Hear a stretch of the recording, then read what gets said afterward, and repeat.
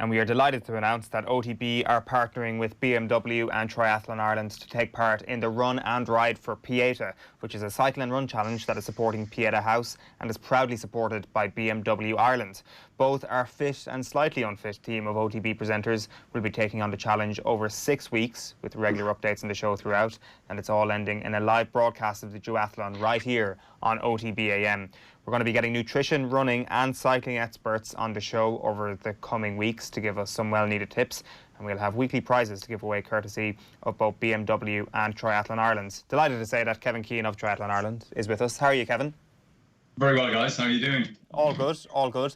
This is an interesting topic of conversation because most of the sports bodies we've spoken to have spoken about how they've been trapped without being able to engage in their given sport at all. Whereas it seems over the last couple of weeks, in at least 2 of the 3 sports, things are booming in Ireland. It may not translate into triathlons, but there are so many more people on bikes and definitely more people running, it seems.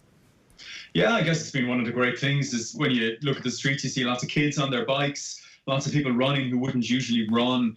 And I guess for a lot of sports, it's just been a lottery as to what they're able to do. We've been luckier than many because individual sports are the first ones that kind of got the green light to go back.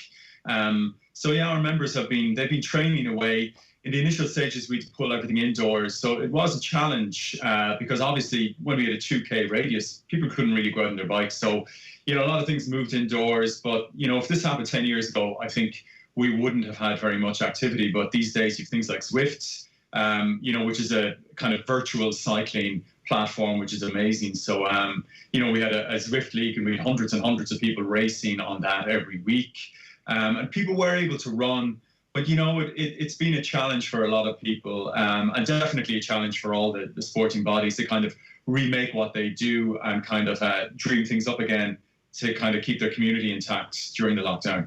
There was data out 2 weeks ago that said that Irish people are exercising more than ever at this point. How confident are you that will actually maintain into the future when things get back to normal? I hope it will. And I see, a lot of cities are putting in more bike lanes. And they're changing the allocation between vehicles and bikes. And I think that's really important. I think, if there's anything that we can take out of the last few months is that people have rediscovered, the joy of cycling. I mean, it's a lot of adults, they wouldn't have been on a bike for 10 or 20 years and they get back on it again and they're reminded about why they did it so much when they were kids, because it's just a great thing. Running, it's the best bang for your buck that you can get out of exercise. Like, these are great things that you can do. You can dip into them, do like 30-minute run and you feel great with your day. So that's very much where we're coming from with the run and ride. Our season's going to start in 6 weeks. Now we've been racing away on virtual platforms and our clubs are back training now with social distancing, but really we wanted to create something to bridge the gap between when our season starts in phase 5 and this period, because it's summertime now. People can go beyond, they can go 20 kilometres. So, you can do a lot of cycling within 20 kilometres. You can do a lot of running within 20 kilometres as well. So I guess that's what Run and Ride is about. So we've got Tommy and Nathan both on the line with us as well this morning. What have they got themselves into? What is the Run and Ride? So these guys, I don't know if we'll see. It depends what challenge they take on. So it's either going to be really enjoyable or really hard for them. And that's not their level of fitness. I know Nathan did our triathlon last year. He did a relay. No, Kevin, I'll stop you there. I think you'll find the pictures are of me running over the finish line, arms spread, celebrating at the end of a triathlon. I finished a triathlon. None of the rest of them can say that. I finished. That's all. What happened before that doesn't matter. Nathan, I was impressed with you huffing and puffing out in UCD. I went out there one night and you were, I say you lost a kilogram of sweat, so fair play. This is good because there's no swimming. I know swimming can put people off. So basically, the idea behind it is that it is exactly what it is. You run and you ride every week. A duathlon is a run, a ride, and the run all put together in one go. For our challenges, we have 2 levels. For the easier level, and this is very much for people who might not have done this kind of thing before, you don't have to do them all at the same time. Every week you get a new challenge, and it goes for 6 weeks. It starts off pretty simple. You just have to run 3K on one day, ride 5K on one day, run 3K on another day. They don't have to be all done at the same time. Every week it gets a little harder until on week 6, you're going to do an actual sprint distance duathlon, which means you go out, you run 5K, you get on the bike, you cycle 20K, you get off the bike, you run 2.5K, all without stopping. So that's harder than it sounds. You know, your legs turn to jelly after the bike. And I guess it's not just about doing it, it's about trying to get your times down. So it's kind of designed to get you fitter as each week progresses. Now, for people who kind of would look at that and think, yeah, I could do that, we've got a much harder one, which we call it the Expert Challenge. That starts with a sprint distance duathlon. So run 5, ride 20, run 2.5, and it goes right up on week 6 to something which is going to be tough even for seasoned triathletes, which is you run 20 kilometers, you get on the bike, you cycle 80 kilometers, you get off the bike and you run 10 kilometers. So bit of a leg breaker. But, you know, I think people want a challenge. You know, we've all been cooped up in our houses. We're not able to play team sports. A lot of us have gotten a little fitter. It's good to have something to kind of aim for, you know, and that's what this is designed to do.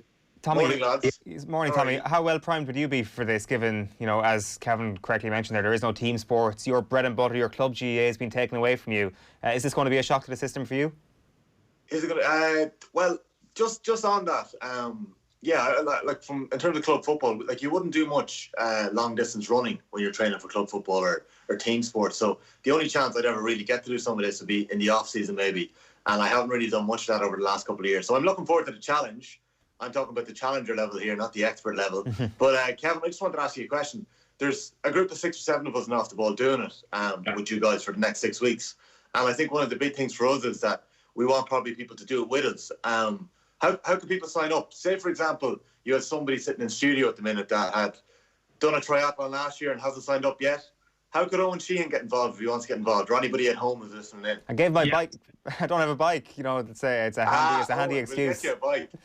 The easiest way for Owen Sheehan, first he can drop me a line and we'll sort him out with a bike, no problem, Owen. And then head to our website, so triathlonireland.com. We've got all the details there. It's pretty easy, and it's actually one of the really interesting things is that, you know, a lot of sites have changed what they do. We've got a virtual platform for this. So if you're on Strava or Garmin Connect or any of those services, it can actually pull your data, the files from your training data, and it'll upload them as the time. So it's, you know, it's pretty sophisticated, and that's one of the other things which has really come out of this is lots of the results services and the timing companies have had to change what they do. So we're really excited about the platform that we're using for it. And, you know, you can, for people who don't have that level of sophistication, if you don't have a sports watch, it's not a problem. All we ask is that you take a photograph of you doing the challenge. You could manually input your time, because really, especially at the starter challenge level, it's all about participation. It's about kind of giving people something to focus on every week, something to tick off the summer with. Because, you know, when you look back in the summer, a lot of times it's you remember the kind of things that you challenge yourself with. And we want to create that for people, because we know a lot of people, you know, they might have started running a bit. It's good to have a plan. It's good to have a goal. And this will definitely give people a kind of a goal, hopefully a reasonably tough goal for them to achieve. It sounds great. I think it's a nice little step up as well, because a lot of people are going running 5K. It's an extra challenge to go straight from the 5K onto the bike to do 20K. And then, as you say, getting off the bike and the legs are like jelly. 2.5K may not seem much, I'd say, when you're doing those last few kilometers. It's still going to be a test for most of us. I took a lot of abuse last year. In fact, all of us who did the triathlon, the relay, took a lot of abuse from our younger members of staff, how they could run a 5K or cycle 20K or do the swim with their eyes closed. This wasn't a challenge at all. And a lot of them are doing this. So Tommy is one of those. I see the likes of Enda Call and Tom Malone have signed up. Surely for those guys in their 20s, okay, myself and Jaron Adrian, you know, the over 35s are the two lads, the over 40 section. We'll do the challenger. Surely if you're in your mid 20s and you're reasonably fit, you're a soccer player, GA player, you should be able over 6 weeks to step up to that expert level. I think so. I think if you play 80 minutes on a GA pitch, or 90 minutes in a football match, I mean, doing that final challenge probably takes 2.5 hours, but you're sitting down for a lot of it, you know? That 80K, like you're sitting down for all that. A 20-kilometre run. A 20-kilometre run. Nathan, how far could you run? That's all I said. I'm in the over 35 section here. I'm over 35. I'll be running 7.5K. This is Tommy, I know you're a full forward and you don't do much running, but come on. Exactly. You've got 6 weeks. You will be the fittest man in Meath Hill by the time championship starts at the end of this. It couldn't be better timing for you. Listen, on that, right? So nobody's been able to train in say, football or other team sports, Kevin, over the last 3 months. And one of the big things has been probably an explosion in people running on the roads, as Owen has said. And we saw a lot of people, there's a lot of kind of guff about people posting 5-kilometre times and putting up what they got in their Fitbit. And I'd say there's a couple of scarcely believable times at times, people running like 13 minutes on 5. I'm only joking. What should we be aiming to run at say the first 3K next week? So we're going out to do the first week of training. And as you said, it's a 3K run. I think the aim, Tommy, is to run 3K. Yeah, but what's the distance? What's the time? Like, what should we be aiming for here? You know, I think it differs for everyone. I mean, if you look at these challenges and you think that, you know, I could do that, that's a piece of cake, then you should be kind of either thinking of stepping up to the expert challenge or thinking about, you know, getting your time down. If you look at this and you go like, oh, I've run 5K a few times or I've done a 10K, you know, then you probably should be looking to complete the distances. Like if you're running below 4:30 per kilometre, like you're going pretty fast, you know. So if you do that 3-kilometre run in less than 12 minutes, like that's a good time. If you do it in less than like 13.5 minutes, you're fairly motoring. You know, everyone's different. So I think it's really about finding what your level is. And the thing about this challenge is it builds up from week to week. So hopefully you'll see your times come down. Now, we will have some of our elite and our really good triathletes do the sprint distance on week 1. So if you want to benchmark yourself, you can see by week 6, the times that they're doing on week 1, it'd be a pretty good benchmark. But, you know, some of those guys run ridiculously fast. It's hard to get your head around. I think, Tommy... I was at the finish line last year of the Dublin City Triathlon, and the speed at which they finish, having gone through the swim, gone through the cycle, they do that final on the, what is it, a 5K? It's a 5K on the traditional triathlon, sprint triathlon. Yes. They are full tilt for the entire 5K. Yeah, their heart rate never drops below, you know, 180 for the whole hour. It's just, the whole thing is a mad, frantic rush.